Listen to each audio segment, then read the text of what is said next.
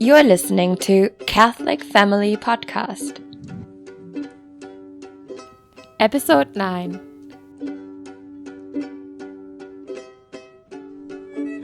Thanks for listening to today's show. I'm Kevin Davis, and I'm joined today by Colleen Eldracher, who is going to talk a little bit today. We are going to talk a little bit today about who she is and what the Y.A.G is. The Y.A.G. This is not a short abbreviation of some sports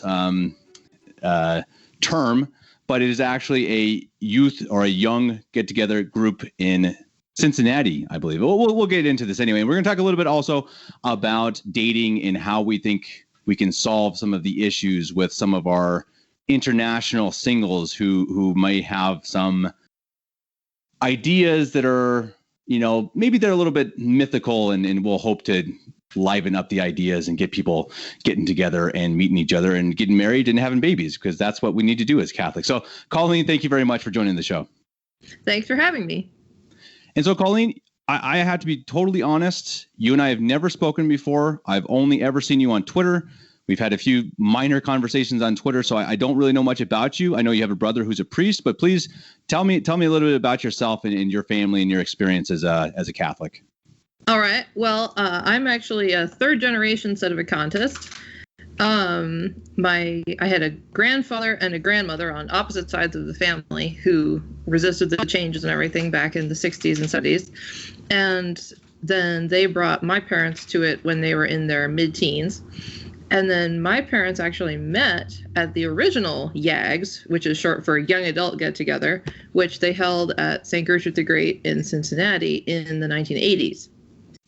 So my mom's from Eastern Iowa, my dad's from Southern Ontario, and they both came, with friends from different places, and they ended up meeting in the basement at Old St. Gertrude's in Sharonville, and the rest is history. So I'm the oldest of 7 kids. As you said, my brother's a priest. I have another sister who's a nun. She's with the Sisters of St. Thomas Aquinas. The rest of them are lay people. I had a brother who just got married this past year, so 4 still to go. Right. Okay. And what are you doing? What do you do for work and for fun? I am a teacher at St. Gertrude the Great School in Ohio. This is my 4th year at the school. Cool.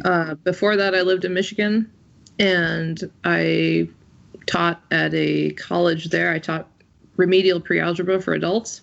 Oh my. And yeah, oh my is the word. It was kind of fun though. And I also had a dressmaking business for 10 years. I used to do wedding dresses and everything. Now I pretty much just do church vestments. I do a lot of work for Bishop Sanborn, some work for Bishop Dolan, and I do the occasional wedding dress for a friend, but pretty much it's just liturgical sewing anymore. Cool. And what do you teach in Cincinnati? I teach 4th through 6th grade, everything except science and religion. I teach high school English, 2 levels, and I teach a sewing class once a week. Cool. Wow. So you taught math in college, and then now you teach English and everything to the little kids. That's pretty cool. So, yeah. English is more my natural strength. I mean, okay. I can do the math. I'm not real good at the higher level math. What I was teaching at the college was probably we literally started with adding and subtracting, and we went up to maybe 7th or 8th grade math probably was the equivalent. Gotcha. So I like that stuff. But English is more my natural strength. I tend to do more writing. I don't know if you're familiar with Altar and Hearth magazine. I've seen it. Yeah. It's very nice. I do most of that. Cool. I didn't start it, but I started out helping the lady who was doing it. She lives down in Florida, but she has 6 kids now, so she's kind of had to turn it over to me. Gotcha. And that's published quarterly, is that right? Oh, twice a year. Twice a year. Okay, gotcha. We try to do a spring issue and a fall issue. So I usually shoot to have the spring issue out roughly around Easter, and then the winter issue usually September or October. But this last one was pretty late. It kind of varies, depends on what else going on. Right. And what was the name again? Altar and Hearth magazine. Cool.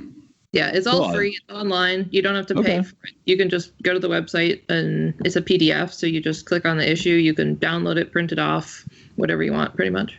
That's awesome. Yeah, I'll definitely share that in the show notes. That's why I'm trying to do this podcast. I want to get more good media, because as we both know, the world is way too full of just awful media. And I was really inspired by True Restoration, which I know one of your brothers is involved in. Brother Justin works for True Restoration. And so this is my show is a much lower level, but I hope to try to fill in the lower, the first, I'm first grade through third grade, and True Restoration takes it from there. That's about it. So I have to ask you, Colleen, are you homeschooled?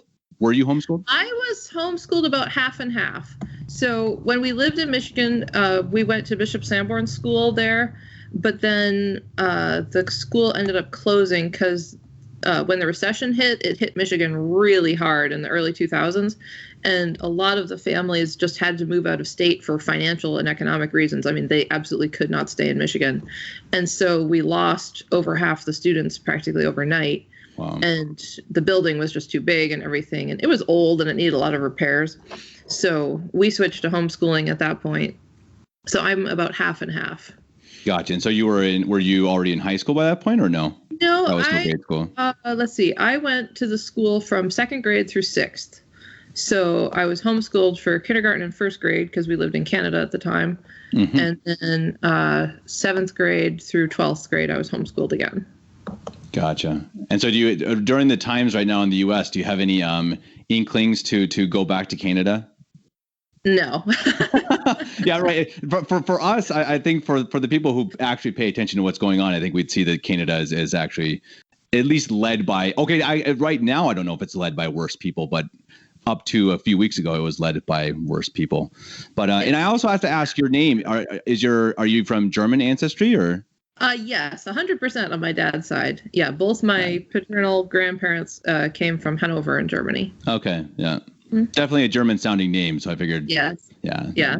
You should hear the Indian telemarketers try it. you know, it's a funny thing, and I have to say that my name's Davis, right? In the U.S., it's like I think it's the third most common name anywhere. Kevin Davis is like, it's boring. Everywhere, it's no problem at all. But here in Germany, it's a huge issue.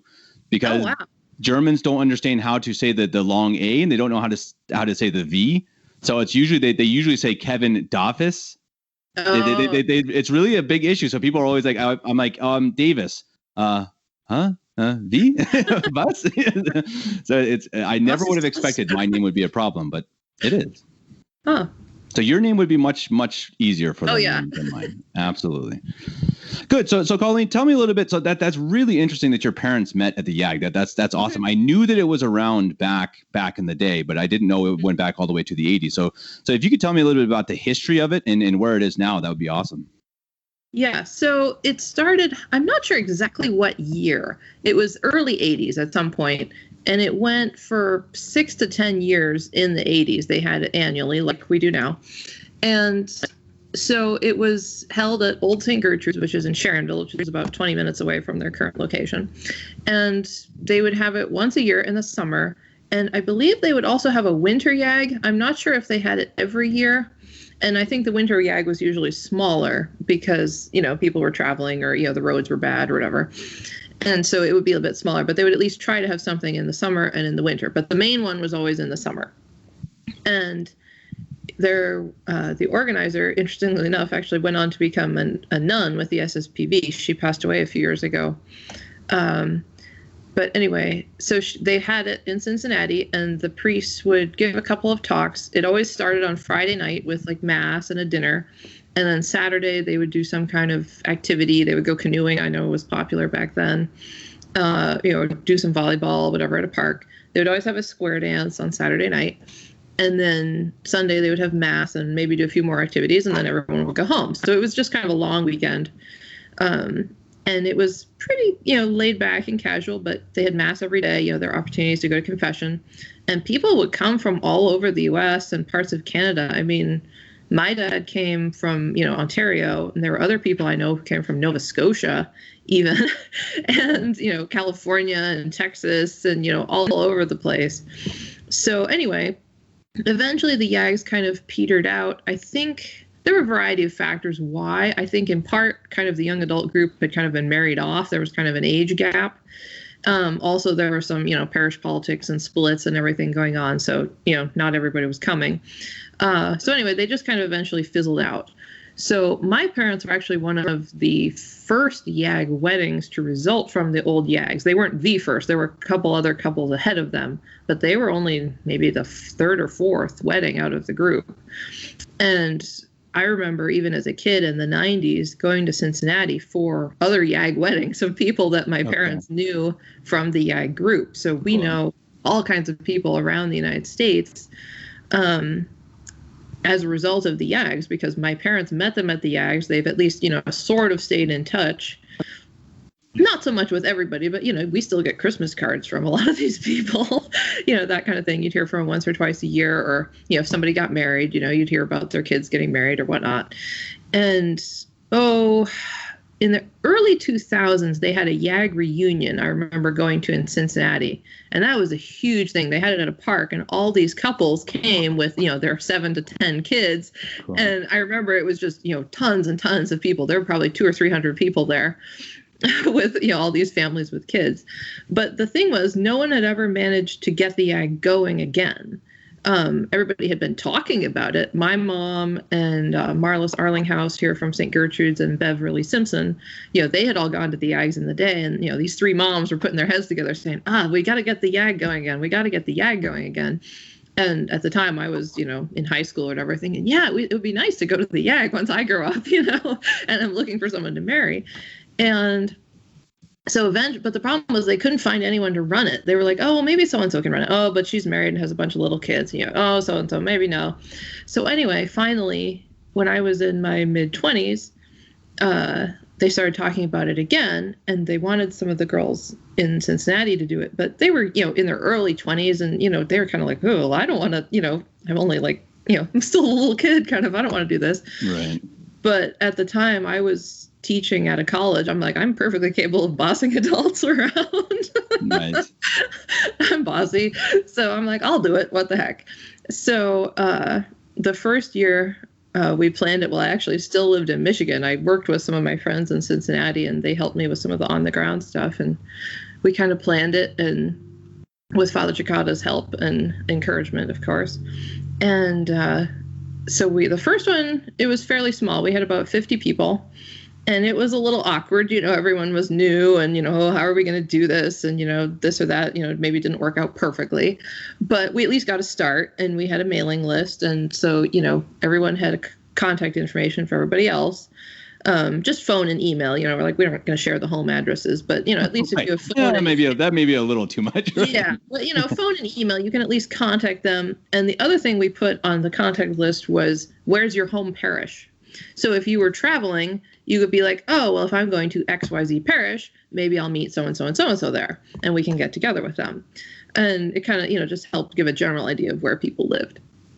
So the next year was much more successful, of course. Second time around is always easier.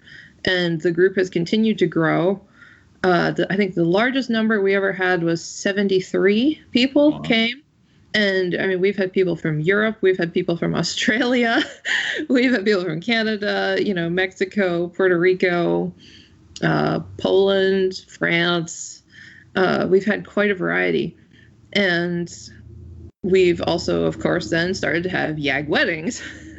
So the way we count it is if both of you attended at least one Y.A.G simultaneously and then end up getting married, that counts as a Y.A.G wedding.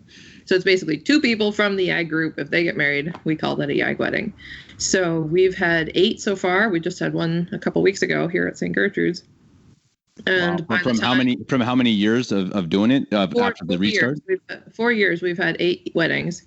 And by the time we have the Y.A.G in 2021, hopefully, all things considered, since the world's going crazy, but we're hoping to have it July 9th through 11th this year. By that time, if everything goes as projected, we will have 10 weddings in 5 years. Wow. That's awesome. Wow. Yeah, it's pretty cool. And so how does that, so it's still the same format. It's Friday till Sunday. Yeah. Yeah. Mm-hmm. So does everyone stay in their, do they all book their own hotels? Everyone's on their own, or how does that work? It's kind of a combination. Some people stay with friends in the area. In the past, I've rented Airbnb houses, and we just divide up the cost amongst the people who stay there. this year, a friend of mine, she works in the hotel industry, and she's going to look and see if she can maybe get us, a block of rooms at a decent rate or something. So, it kind of varies, but we do try to have a few lower cost options available for housing, because hotels, at least in the area, are fairly expensive. So we try to come up with something that at least makes it a little more affordable. Yep.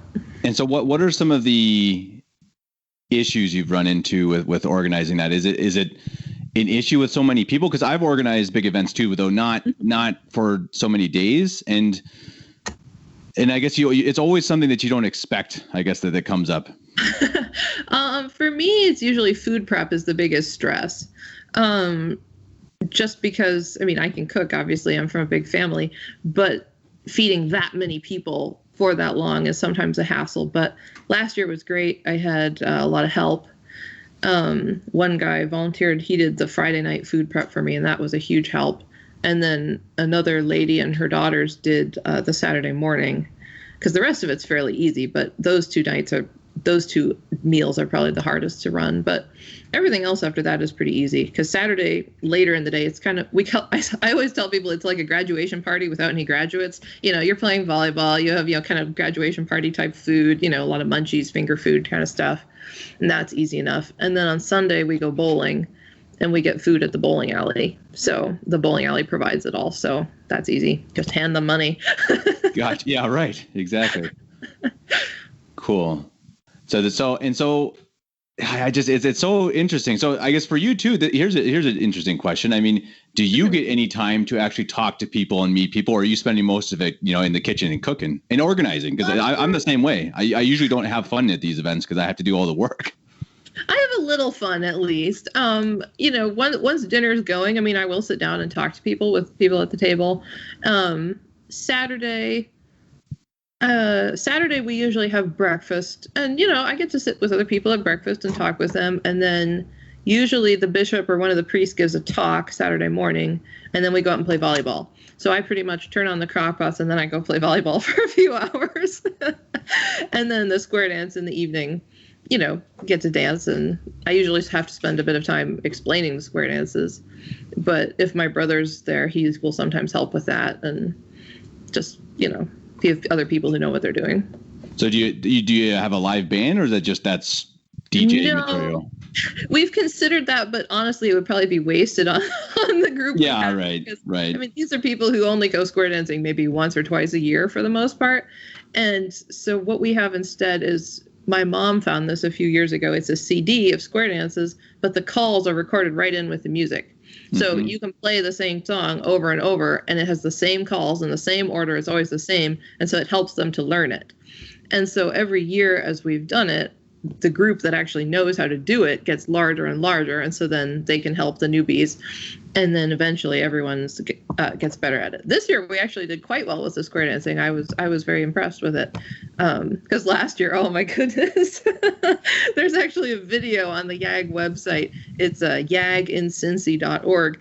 But one of the girls was taking a video, and she even has a section like the square that knows what they're doing and the square that has no clue.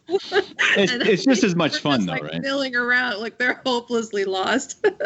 It's kind of funny. That's awesome. So what do you think works? Why is Y.A.G right now so successful in producing good Catholic marriages? Well, I think honestly, so sometimes the way I describe it is, okay, the job of the Jägermeister is, it's like you have a great big pot and you're dumping people into the pot from all over the place. You're just adding ingredients, and you just take a big stick and stir them around until they start jumping out two by two. Right. So it's fairly simple. Yeah, really, it's just getting the people together who wouldn't otherwise meet. And I think a lot of it, too, is it makes the young men realize that they have competition. Because it's really kind of funny and I've noticed this even with my brothers, which is they might find this embarrassing, but it's like when you have, all of these girls standing around and all of these guys who want to talk to them, you see the young men, standing up straighter and coming out of their shells a bit. And, they almost become like social butterflies. It's like, oh my goodness, there's so-and-so who's like normally sitting off by himself, not talking to anybody, who's all of a sudden he's this social butterfly. And it's kind of hilarious, but it's good because it makes them realize that, oh, well, if I like that girl, well, what if someone else likes that girl? I better go over and talk to her before someone else gets her. That's so right. And I want to get into the whole idea of dating in a minute, but that idea of having to have a little pressure, because I think guys really sit back and just like, okay, if it works out, it works out, and eventually it will just come to me. And I think that's a really good idea, that you force it a little bit, kick them in the butt. Mm-hmm. Yeah, and I mean, it's not even necessarily, that we're setting them up. I mean, we've had some people who will complain loud and long, oh, I don't want to be set up, don't set me up. It's so awful. It's like, we're not setting you up. We're just telling you to show up. Right. And then, whether you chase someone or not is up to you. I mean, a lot of people just come to make friends. They hang out with their friends. They come to the Y.A.G to see the friends that they've made every year. But if you're looking for marriage and you're active about it, then, well, the Y.A.G is a great place to look, because it's kind of one-stop shopping. We've gathered all the girls and all the guys into one spot. So you just kind of have to look around and go, well, let's see, which ones do I like? Right. And so for each year, how many new people do you think you add? It varies. Like, we have a core group of maybe, it's kind of growing, but we've a core group of maybe 20 to 30 people. Maybe it's a little bigger by now, that comes every year. Because it's kind of funny. We have name tags for everybody because, so you can help keep track of people. And so every year you've come, I put a new smiley face sticker on your name tag. So, you have the 4-star generals who have, come there 4 times. And so you kind of can tell, who's been there a lot of times and who hasn't been. So I've never actually counted them. I was just kind of an estimate. Mm-hmm. Yeah. But yeah, it's usually about half returnees and half new people, approximately. Gotcha. Yeah. The thing that surprises me, actually, though, even more than that, is how evenly the boys and the girls usually work out. Because, like, the first year, we were always afraid, like, oh my goodness, we're going to have, like, 2 guys and 48 girls showing up. Yeah, these poor guys. But it's always been pretty evenly split, and sometimes we'll actually have, in fact, we usually have a few more guys than girls, which is just amazing to me, because usually guys don't come to this sort of event as readily as girls do. But we almost always have 5 to 10 more guys than we have girls. Interesting. And so what's the age range in general? Well, you have to be 18 to come, 18 on up. We allow an age dispensation if you're 17, but you have to have parental permission, of course. So, your parents have to send us an email or, write us a letter or something to give their permission.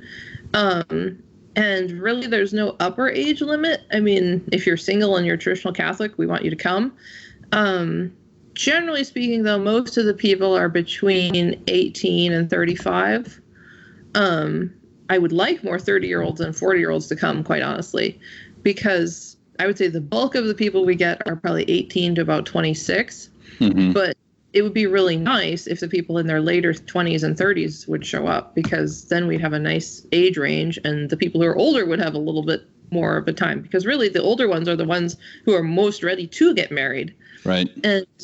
But for whatever reason, they don't come. I think I think the older ones are just more. I think they're more insecure of that. They're a little more afraid that their time is past. There's no one going to be there who's over 30, and it's just going to be them. And I think that's wrong. I think that's also one of these myths that I think we want to talk about. Age is just a number, really. The biggest thing is that you both hold the true Catholic faith, and I'm sure you could tell that too.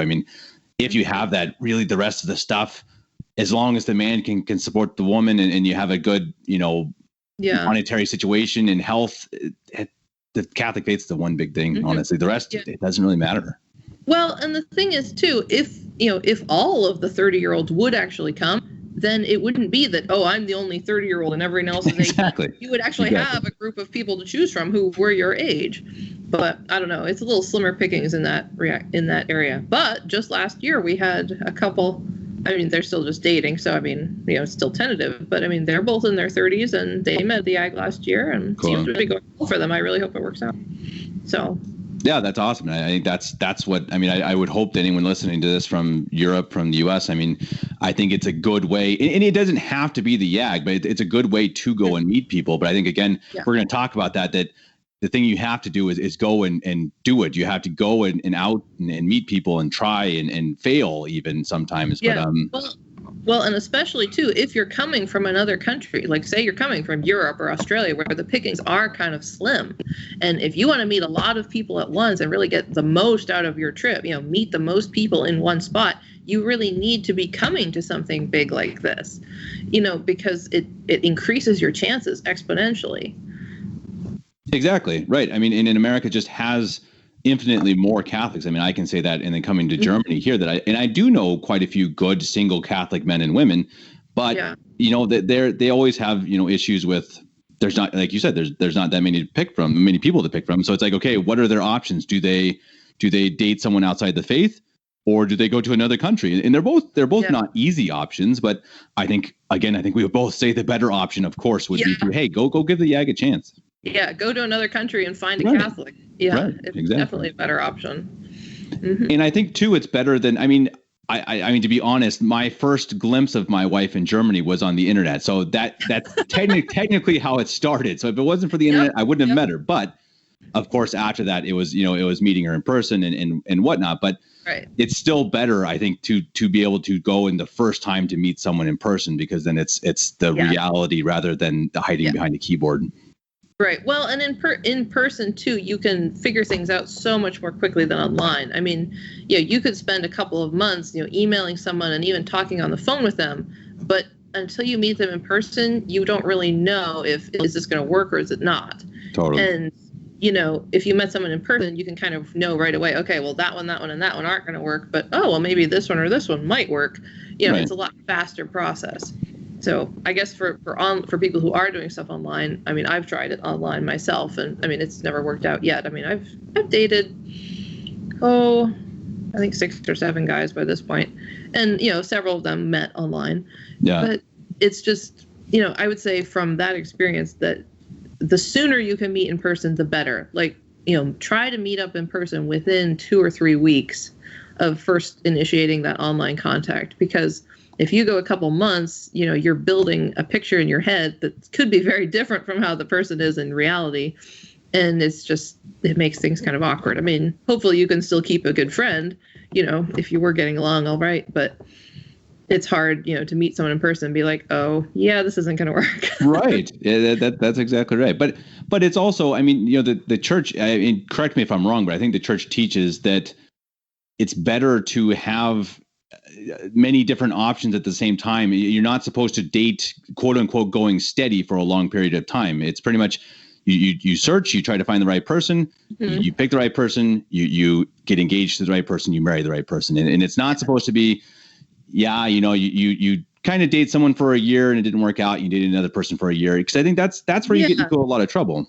Mm-hmm. Well, and that's kind of what seems to happen a lot these days. I mean, back in, the 50s and the 40s, you'd have one date, this week with this guy, and then you'd have another date next week with another guy. And, you'd go out with several different people and then gradually narrow it down to one.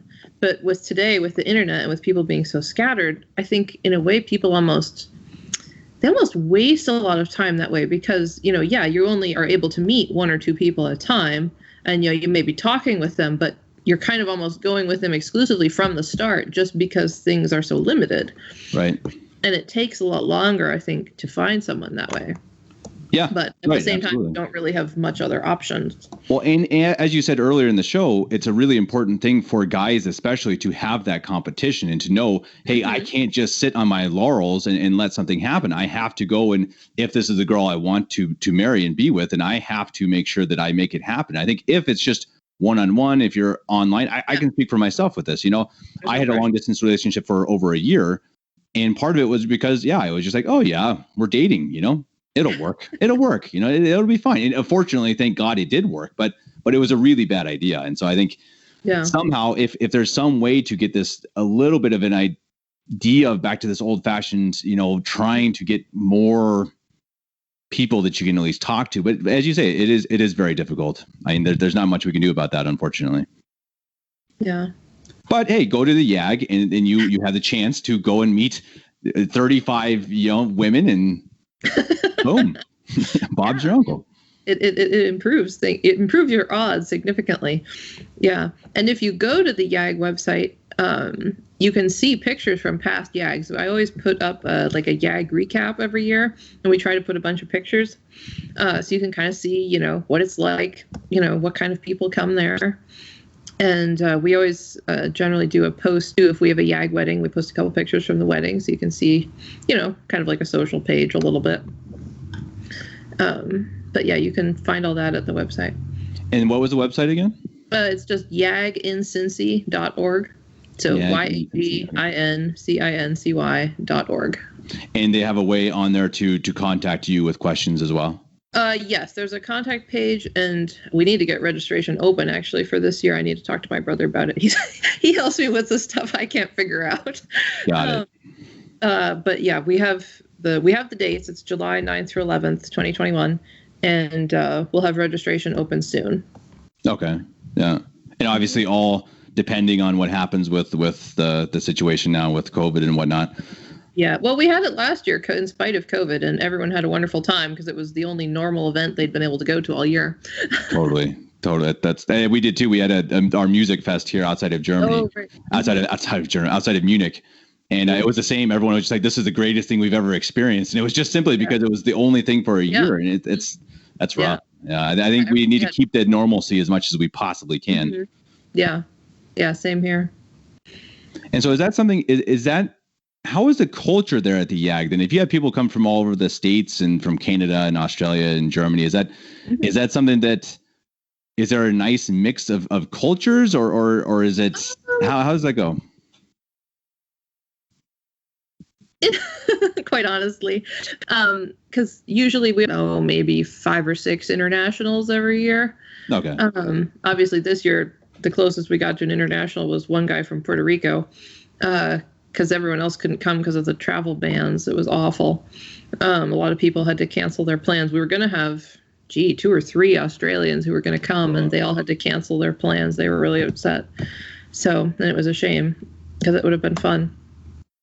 Oh, we had our music fest here, and usually we do our stuff with just Germans, and Germans are great, but we had a year where we had a couple Australians and a couple Americans 2 years ago now. Oh, it was the best. It was so much fun. They brought so much energy and oomph to the whole thing that the Germans just had a blast because they had this totally different atmosphere from these. Australians are my favorites. I just love them. Oh yeah, yeah. The Australians are great. Yeah, we've gotten to know a few of my brother's parishioners because he's actually stationed in Australia. My brother, Father Eldracher, and so we've gotten to know some of his parishioners, and they're a blast. Cool. So he's down in Melbourne then? Yes. Mm-hmm. Awesome. Cool. Yep. Yeah, that's where a bunch of my buddies are. That's really cool. Great people. You probably know some of his parishioners, actually. I think I do, for sure. Well, pretty much he's the only Sedevacantos priest in Australia right now. So that's anybody you know down there who's traditional Catholic is going to him pretty much. That's crazy. And that's again, as you said earlier, it's like, that's the difference between Australia and Europe compared to America. There just aren't many priests and there aren't many Catholics. And it does make it makes it very hard. And I feel bad for my friends here who honestly they do just want a good Catholic wife. And it's very hard to find. But I think, what's your advice? What's your advice, I guess, first for we'll say for the guys, if you have any, as a woman, what would you say that the guys need to do if they're just searching for somebody and can't seem to find it? What should they do? Well, I would say the first thing is you have to actively make contact. And if you can meet in person, ask them out.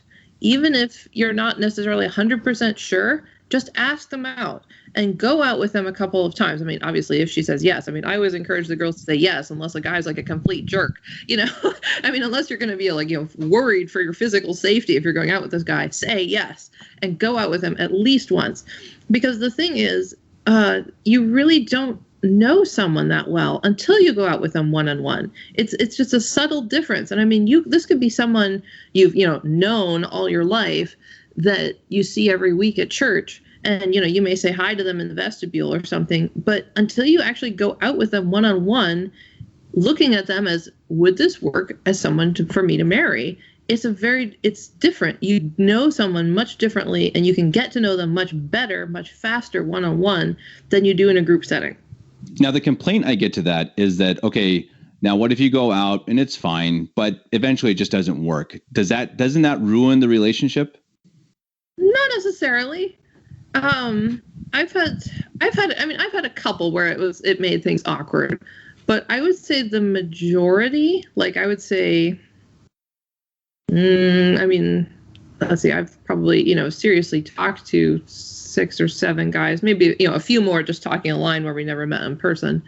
But of the ones that actually I met that, came out, and we had a couple of dates over a weekend and then they would go home, I would say most of them I'm still friends with. In fact, 2 of them I set up with their future wives. Because I met them, I'm like, these are great guys, but they just aren't right for me. So, we had an amicable breakup. We could both kind of see it wasn't working. And it was like, you know what? Why don't you talk to so-and-so instead? And and the one was actually even international. The guy was from Italy. And, he came out and we, kind of had a week, to get to know each other. And it was just, it just wasn't working for me. But then he was asking me afterward, well, who do you think, what do you think I should look for? And so I'm writing him this email thinking, oh yeah, maybe you need this, somebody like this. And all of a sudden I realized I'm describing my one friend. Okay. And so it took a while to actually get them to contact each other, but now they're married and they have a little girl and things are good. That's awesome.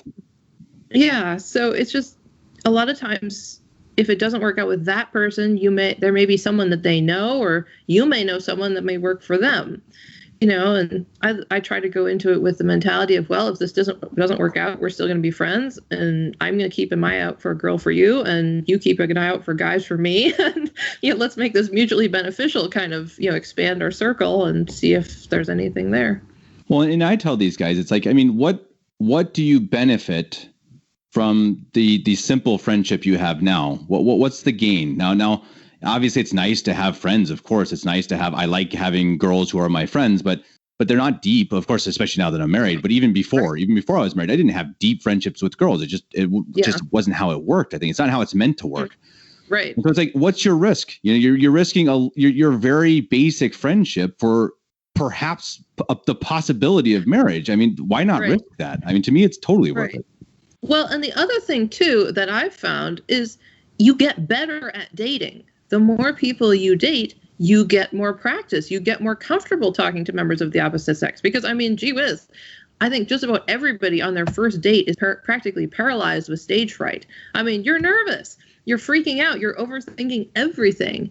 And after you've gone on a few dates, especially with a couple of different people, you kind of learn the drill. You're like, okay, let's see how this goes. We're going to have a nice time. If it works out, great. If not, well, made a friend, got to know him a bit better.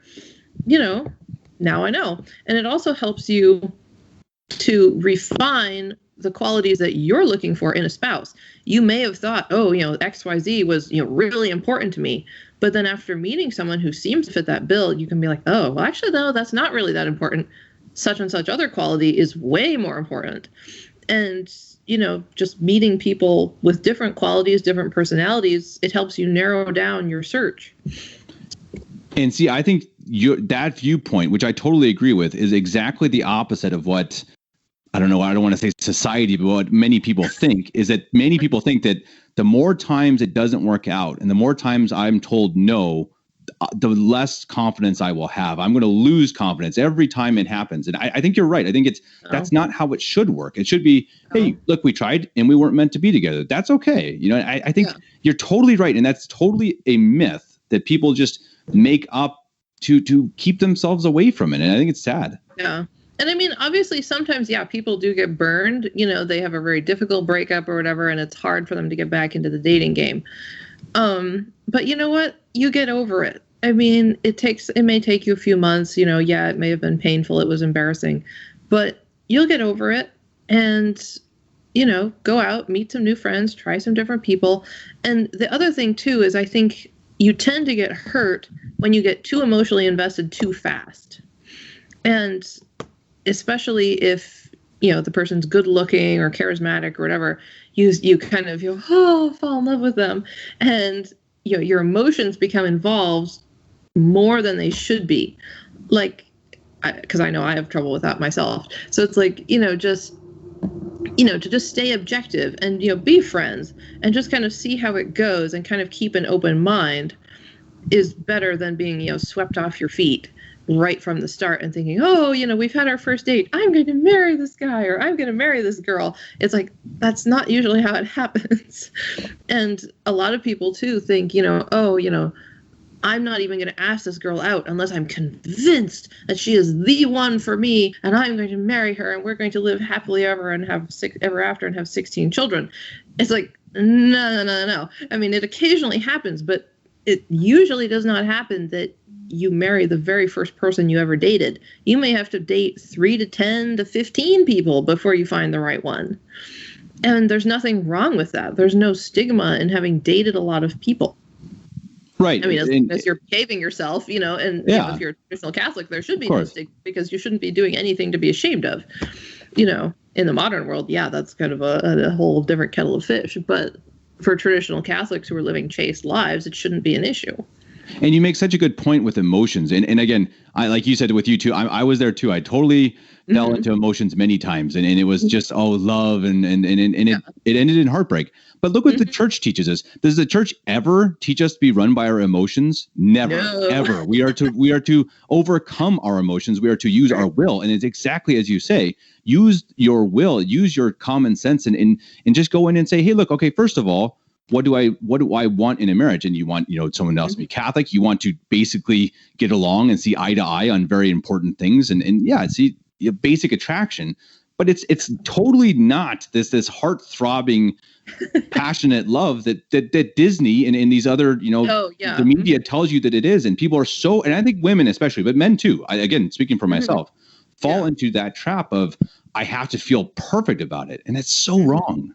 Yeah. Well, and I mean, I'm not saying you should marry without any feelings of love. Right. I mean, you don't want to go into it thinking, if this was an arranged marriage, I could probably make it work with this person. But that's not the attitude you want to have per se. I mean, if you're, really need to get married for some reason, but generally speaking, that's not what you want. I mean, either you want to be at least excited about it. Totally. Yeah. But the excitement, but that excitement should come from also the idea of, hey, this woman is good for me, not just, wow, my heart is beating fast. I mean, it's good, but it's not the only thing. Of course, it's not the most important thing. Mm-hmm. Yeah. And be careful with it because your emotions are very, very often wrong. Mm-hmm. Yes. Mm-hmm. Yep. It's dangerous. It's a hard thing. And it's kind of like, I don't think I could give specific dating advice to anyone because every relationship and everything is different. You can't just say, hey, you know, this and this. I don't think that's how it works. But I think, as you said, try, go meet people, give it a shot, and don't let your emotions keep you away from things. Yeah. And I mean, in a way, almost there are some things you can look for. I mean, just generally speaking, I mean, you want to find someone who's about at the same level as you are in practicing the faith. And because there is a wide range, even amongst, traditional Catholics, even amongst sedevacantists. And, there are certain markers you can look for that indicate this very clearly. What music do they listen to? What movies do they watch? How do they dress? These can be very quick indicators for you to tell you, is this person, living their life in a way that I'm comfortable with, that, is compatible with how I practice the faith. Obviously, we're all striving for perfection, but, there are different levels. And that's one thing to be aware of. You also want to see if you at least have some hobbies and interests in common. I mean, if you have no common interests, you're not going to have anything to talk about. And, things are going to get boring pretty quickly. I know that's one thing I've, found, especially if you're talking with someone that you met online on the phone. If you're running out of things to talk about, that's generally not a good sign. Whereas I know some people who, they've been, dating or engaged or whatever, they spend hours on the phone, like 6 to 8 hours, a couple times a week on the phone. I'm like, wow, I don't think I've ever been that in love with anybody because I've never been able to find that much to talk about with someone for that long, that often. So that's one thing. Just, you have to have things you can talk about that you enjoy talking about. Things like that. Well, and don't don't give up, because I had several friends too who are very shy guys, or not very shy, but more shy, and they're a little lacking of self-confidence and don't think they're the best looking and don't, all of these different things that you'll hear. And it's like, I don't know. I'm not going to judge a guy's looks or anything. I don't know if they're good looking or not, but I mean, it's like, they're good Catholics. They have good jobs. They could support a family. It's like, I know there are tons of women out there. Who knows what women are looking for in you? I mean, you don't know until you go and try. Well, and the other thing that I've noticed with looks, and this is probably because I'm, very analytical to all that German blood, but it's kind of funny because if a guy or a girl has a good relationship with their own family, generally speaking, they will look for a spouse who is similar to their family members.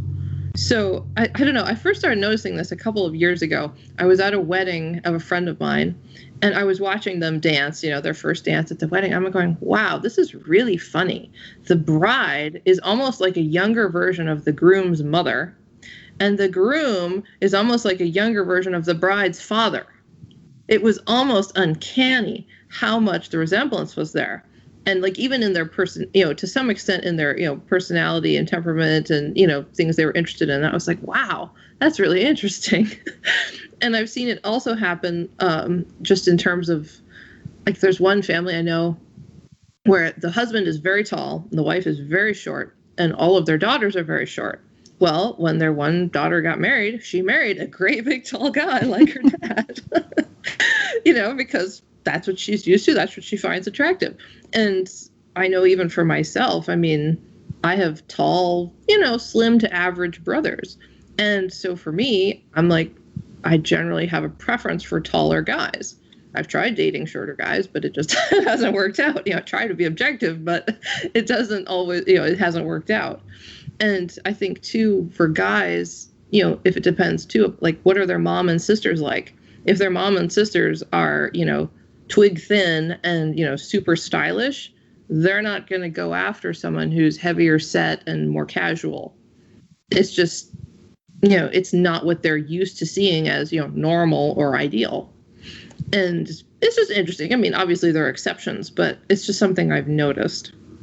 That is interesting. Because I know a lot of people and I've gone to a lot of weddings. I was working it out. I think I've been to about a wedding a year on average for my entire life. Because my parents were in the church choir. Well, they still are. So, I mean, we always used to go to the weddings. And so I've been to a lot of weddings. And I used to work in the wedding industry and everything. So, just different things you notice. Yeah, that's fascinating. It shows you, I think, that you kind of stick to your tribe and stick to what you know. That's exactly right. And that's exactly why, again, I think it's important to stick with traditional Catholics, because that's the most important thing to be comfortable with, right? And and I think that, but again, as you say, I mean, the best way to find this and to get this option is to go out and meet people. Go to Y.A.G. I mean, I really mean it. I mean, I didn't go. I haven't been, but I know a few people who did go and got married. Exactly. Something worked, I guess.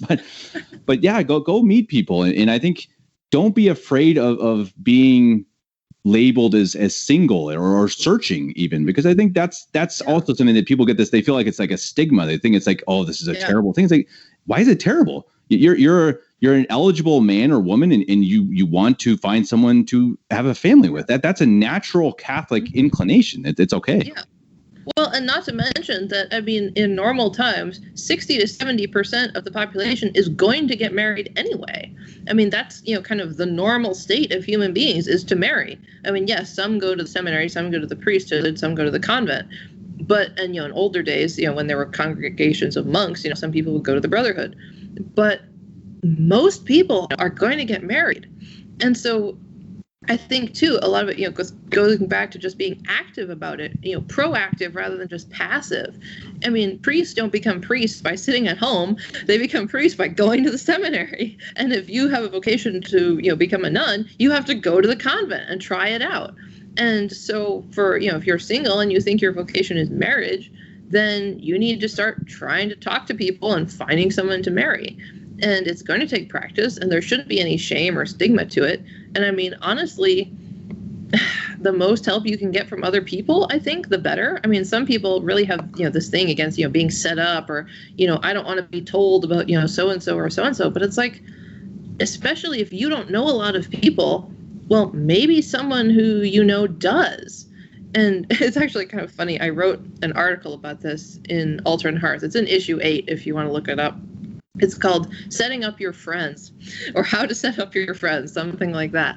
And so basically I was going through, people who like to set people up, how to determine if the person who's trying to set you up actually has decent credibility as a matchmaker or not. And then also, what to look for if you're the one trying to set up your friends, so that you're not just, setting them up with completely random people who have no chance of actually working out for them. Just some things to look out for. But yeah. No, it's a good idea. It's definitely interesting. Yeah. Yeah. And like you say, I think it's something that people kind of frown on, being set up. But as you say, wouldn't you rather meet people that your friends trust? I mean, you want that connection, right? You want that third person to say, hey, look, this is someone I know and I trust them and they're good. And here you go, give it a shot. That's better than going to a bar or going to wherever and saying, oh, hey, here's a random girl. Yeah. Who may be, divorced and remarried 3 times. Totally. Totally. I mean, the world is so icky and gross when you start looking into the dating circles and the one night stands and all these things are awful and disgusting, not just immoral, but gross. And so why not give it a chance and say, hey, and I've had people say, Kevin, do you know any single girls? And there have been a couple I've tried, and I don't know if the guys have given it enough of a go, but I think that's the attitude that is, I think that's a healthy attitude. Just go to your friends and go to your priests. I mean, go to your priest and say, hey, Father, hey, Your Excellency, do you know any single girls? I mean, Bishop Peperunas, I've seen him personally set up couples. It's brilliant. They know everybody. Yeah, they know everybody. And I guess that's partly why in some ways I set up people too, because I know a lot of people all over the United States. I know people on practically every continent. I mean, I at least have some connection, or they'll be like, oh, I know so-and-so or Father so-and-so. They'll be like, yeah, I know him. So it's just because my parents knew so many people through the Y.A.Gs and stuff. And then because now I'm running the Y.A.G, I mean, I have a lot of connections all over the place. And you want to talk to people like that. And they might at least be able to give you a few suggestions to help narrow it down. For sure. Or a few to try that you didn't think of. And, it might not work out, but you might at least make a few friends. I mean, I guess the danger for you as the matchmaker is that you're just funneling all the guys to somebody else. So you have to have a phrase like, hey, try. You got to date me first, and then if it doesn't work, then I'll send you on to the next. Yeah, I've been told that by other people. Yeah, a friend of mine was telling me that. He was like, yeah, you're going to end up being, left single, and it's kind of funny because the woman who used to run the Y.A.Gs back in the day, she ended up becoming a nun. So it's kind of funny in that respect. They're like, oh, Colleen. I'm like, yeah, I don't think I have a vocation in that direction. But yeah, I mean, no, I still keep my eyes out and everything. But yeah, sometimes I do wonder about that. It's like, well, I'll set them all up, and I'm still hoping there's the right guy out there for me, but I haven't found him yet. It's a danger, though. It really is when you're the one organizing and stuff, and you're the one sending people through. You kind of get lost in the shuffle, and it's like, okay, yeah. No, it's interesting though, and I really appreciate having you on. I think it's really good to hear about these things because I come from Bishop Peperunas. Obviously, you're with Bishop Dolan, Bishop Sanborn, but I think we're traditional Catholics, and I think that we need to try to get these traditional Catholic marriages because I've seen some very good ones, and I've seen some mixed marriages that are good, and I've seen many that aren't, and I think that it's better to try to get the non-mixed ones. Yeah, I mean, definitely better to go with traditional Catholics. Absolutely, every time.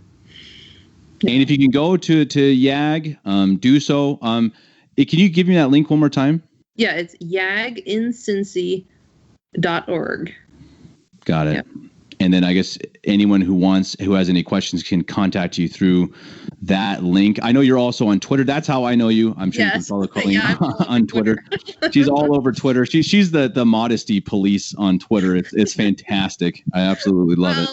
More the sedevacantism police. I'm like, true. You trash talk sedevacantism, you deal with me. But I've seen you a few times getting really, really, not heated, but very big topics, big discussions with the modesty issue that just goes absolutely wild. Yeah. Which is it's really kind of strange because a lot of the time it's with, I think, Novus Ordo Catholics who are really arguing when it's like, it's just simple modesty. It's like, huh? Yeah. What? It's like, Well, okay, yeah. Yeah, well, and so much of modesty, I mean, it's just common sense. I mean, from a simple matter of even mathematical proportion, I mean, you need to cover more than half of your upper arm, you need to cover more than half of your chest, and you need to cover more than half of your legs. I mean, it's basic. Right. I mean, if you think about it, it's like, oh, well, yeah, that makes sense. But I don't know why it's so difficult for some people to understand. Well, and with the Catholic Church, this is what I always try to tell people that aren't Catholics or that are novice, or that they don't just make rules to be mean. There is always, obviously, it's morality. We need to do things because we're told to by the church, but it also makes sense. I mean, it's not it's not just a rule because it's a rule. It's a rule because what do you want to look like in public? Yeah. I see girls during the summer, and I mean young teenagers out with their parents, and you see 90% of their body practically, and it's just like, do you want that? You want guys looking at your daughters like that? Really? Oh, it's disgusting. Yeah, it is. It is. Yeah. Hopefully people will wake up. Yeah. Yeah. Well, and it's even worse when you see, women who are, married and expecting, here you are, you're pregnant, and then it gets to be almost grotesque. It's just horrible. It's wild. Yeah, it's wild. But again, another reason why to find a good Catholic mate that you don't have to worry about these things with, and you can at least not as much. Hopefully. Not as much, at least. Maybe you have to talk to them a few times and say, okay, honey, maybe change this a little bit. Especially with guys, like with me, I'm a total catastrophe. Not with immodest dressing, but just with sloppy dressing. I'm a terrible, terrible dresser. So my wife has had to work on me with that. But we all have our weaknesses, and hopefully we all have our strengths. But Colleen, I really appreciate it. I really appreciate you coming on. I'd love to talk to you again sometime. I'm sure we could find something. Yeah, I have to say too, Colleen is a wonderful, wonderful singer. I've heard some of your recordings online. Really, really brilliant solo. And I think so. Do you sing? What was the recording? You sent a Christmas recording. Was that in Michigan or in Cincinnati? I think the one I sent was in Michigan. That was in Michigan. It's like a big church with a white high altar, I think. That was Michigan. Right. Yeah. And you had violinists and all these different things. Oh yeah. Yes. That was my home parish in Michigan. Yes. Cool. Beautiful. Yeah. I'm a choir guy, so that I love that stuff. I'll attach a link to that. I mean, Christmas season is only 3 days away from being over, but it's a really, really beautiful choir. And I recommend you follow Colleen on Twitter if you have a Twitter. If not, you're probably better for it. But if you have any questions, I spend so much time on there. I know, me too. And usually I just get angry, so I try to more and more like, okay, just back away, Kevin, back away. But for anyone who has any questions for Colleen or about the Y.A.G in Cincinnati, go ahead and email me. I'll attach my email in the show notes on YouTube and Podbean. You can email me. I will send those questions on through to Colleen, and she can filter through them and answer them if she has time and if she wants to. Anyone wants to contact Colleen because, if you're looking for a matchmaker, or if you just want to ask Colleen out on a date, then here you go. Hey, I'm not going to object. Hey. Yeah, right. She won't object. She's a lovely lady over here in Cincinnati. I imagine people got to come to you, but hey, the COVID restrictions will be over here sooner rather than later. God willing. But we'll see. Anyway, it's been nice talking to you, and I will. We'll talk again sometime. All right. Thanks, Kevin. All right. Thanks. God bless. Yes, you too.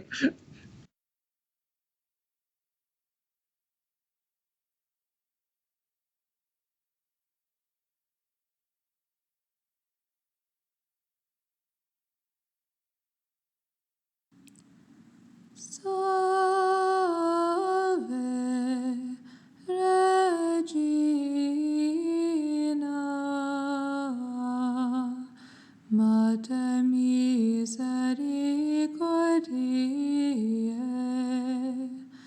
vita dulcedo,